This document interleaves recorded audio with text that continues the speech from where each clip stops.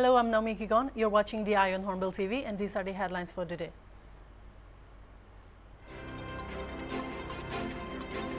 Left parties will hold a fortnight nationwide protest starting from Wednesday against the rising prices of fuel, essential commodities and medicines.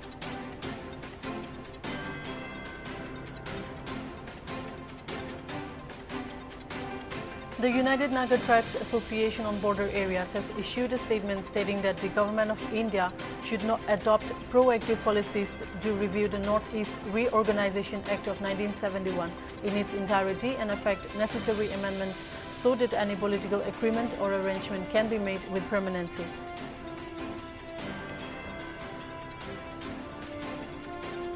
Union Education Ministry has released an amount of rupees 7,622 crore so far in 2021 to 2022 to states and union territories under the Samagra Shiksha scheme for continuity of various initiatives such as free textbooks and uniforms, running of KGBVs, teaching, vocational education, ICT and digital initiatives.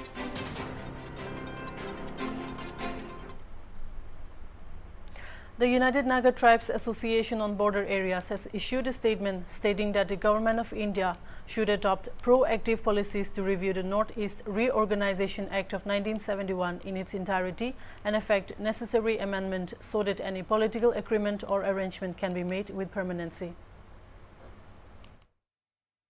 The reports about the purported formation of the Karbi Anglong Autonomous Territorial Council, based on the ongoing talk between the central government, Government of Assam and various rebel groups of Karbi Anglong, has prompted the United Naga Tribes Association on Border Areas to issue a statement.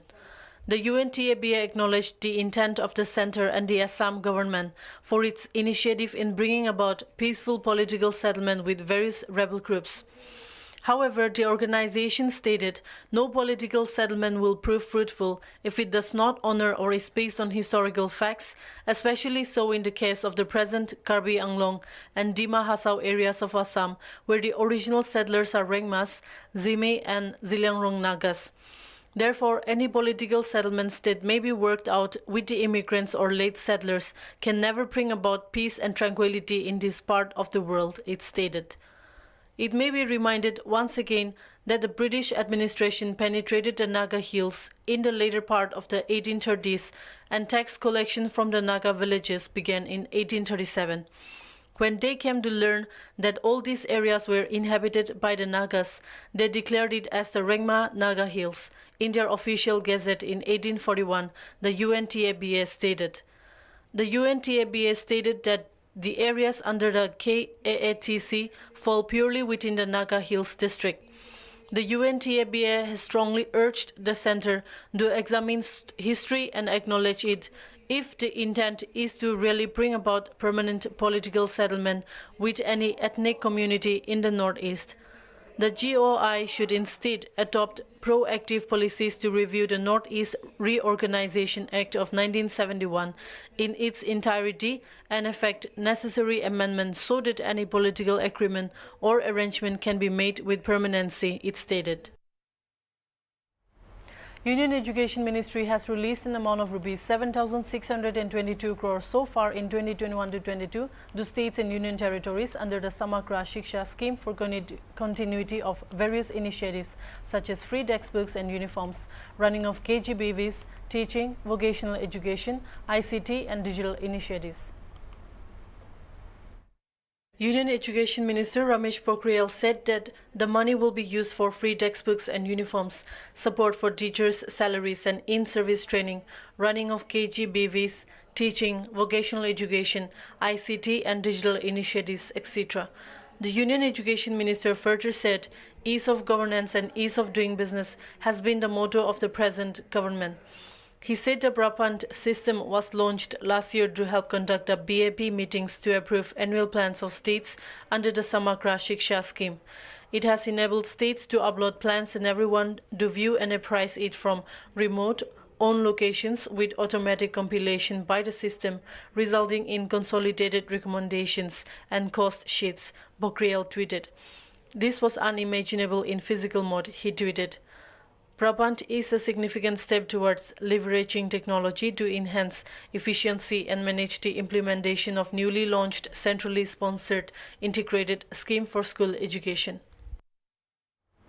A medical team of the Metsipema Community Health Center in Metsipema and Dimapur district, led by Senior Medical Officer Dr. Nosezo Rote, conducted COVID-19 sampling and testing along the national highway from Metsipema to Bipema on Saturday. Dr. Rote informed that out of 200 samples that were collected, 3 returned positive and the persons have been admitted to the COVID care center at Metsipema. He informed that recently there was a COVID-19 outbreak at New Bipema and the area is now a containment zone. In regard to vaccination, Dr. Rote informed that an 88-year-old Dr. K. Izeho Zimomi has taken his first and second doses and is doing fine without any complications.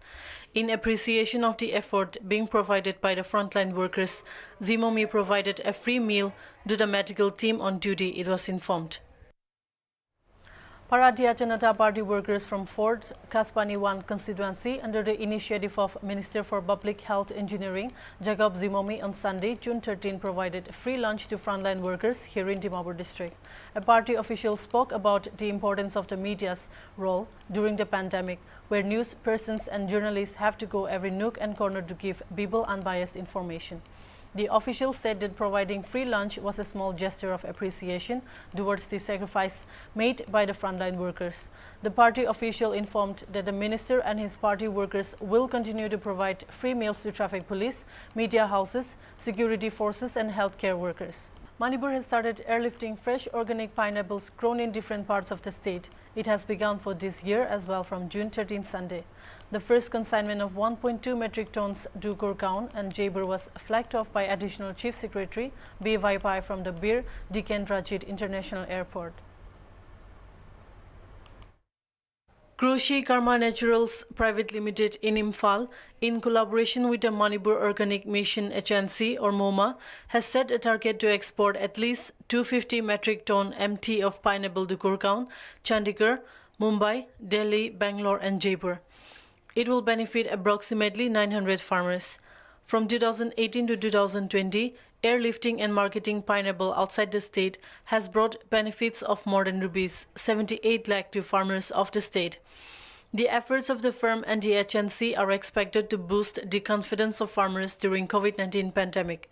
During the previous year, approximately 220 MT was exported. Besides pineapples, the company has also been marketing kiwi fruit and avocado outside the state since 2018. It has made huge strides in facilitating and enabling business ecosystems for pineapple marketing by increasing linkage between organic pineapple growers and buyers every year. The pineapple being marketed is mainly the Queen variety cultivated in Tayong, Andhra, Chiru, Waitau areas. Speaking at the occasion, Additional Chief Secretary B. Vaipai said that there is nothing to worry for markets by farmers now. Under a market intervention scheme, he said, the state government had created a corpus fund of rupees 3 crore to buy all the horticulture produce from farmers and store it in cold storages for supply to different markets. He said that it is a matter of satisfaction that with dedicated efforts from the MoMA, Manipur had been able to export organic pineapples to different cities for the 4th consecutive year despite the COVID-19 pandemic. The Additional Chief Secretary also urged farmers to contact MoMA to sell their produce. Left parties will hold a fortnight nationwide protest starting from Wednesday against the rising prices of fuel, essential commodities and medicines. Left parties including the Communist Party of India Marxist, Communist Party of India, All India Forward Bloc, Revolutionary Socialist Party and Communist Party of India Marxist-Leninist Liberation have issued a joint statement on Sunday. According to the statement, the protest will start on June 16 and end on June 30. The parties demand the central government to roll back increased fuel price and control the prices of essential commodities and drugs. More assaults on people's livelihood are being mounted by this relentless rise in prices of all essential commodities, the left parties alleged. Instead of helping people to combat the ravages of the COVID health catastrophe, the Narendra Modi government hiked the prices of petroleum products by at least 21 times after the announcement of the result of the recent assembly elections on May 2, 2021, the parties alleged. This is leading to a cascading inflationary spiral, while the wholesale price index rising to an 11-year high and the prices of food articles have risen by nearly 5% in April. The left party's joint statement read, primary commodities saw a rise of 10.16% and manufactured products have risen by 9.01%. And by the time these commodities reach the retail markets, the consumers are charged much more, the joint statement said. Left parties said the price rise is occurring at a time when the economy has been witnessing a deep recession, collapsing unemployment, collapsing purchasing power, and rising levels of hunger. Left parties demanded that the central government must immediately give direct cash transfer of rupees 7,500 per month for 6 months to all families not falling in the income tax paying bracket. Left parties directed the state unit to halt protests during the fortnight while adhering to the COVID precautions and protocols. Fuel prices continue to soar across India as petrol prices have breached rupees 100 mark in many states.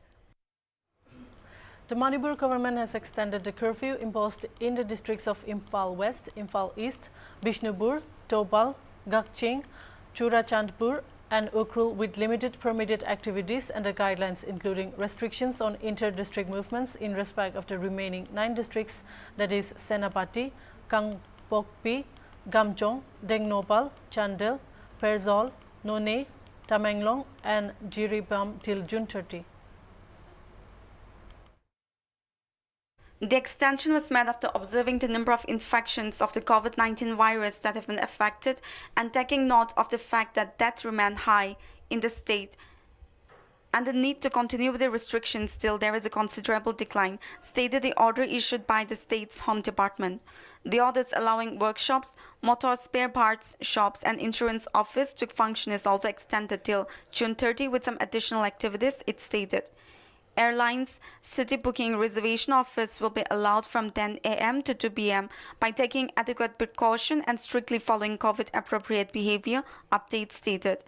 Airline booking, railway booking reservation office at MSRTC complex will be allowed from 10 a.m. to 2 p.m. except on Sundays by taking adequate precaution and strictly following COVID-appropriate behavior, it stated.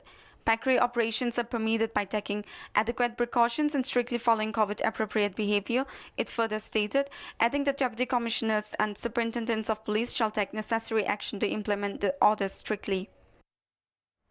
A 60-year-old man with mucormycosis or black fungus was successfully treated by doctors at the Indira Gandhi Institute of Medical Sciences in Bihar's capital Patna. Doctors said the size of the fungus was equivalent to a cricket ball. According to a report in the Hindustan Times, the surgery took place on Friday and went on for over 3 hours. The patient, Anil Kumar from Jammu, is currently stable. He had recently recovered from COVID-19 but later contracted black fungus. The fungus entered Kumar's brain through his nose but did not spread to his eyes, and due to this, his eyes remained unharmed during surgery. Dr. Manish Mandal, the medical superintendent of IGIMS, told the Hindustan Times.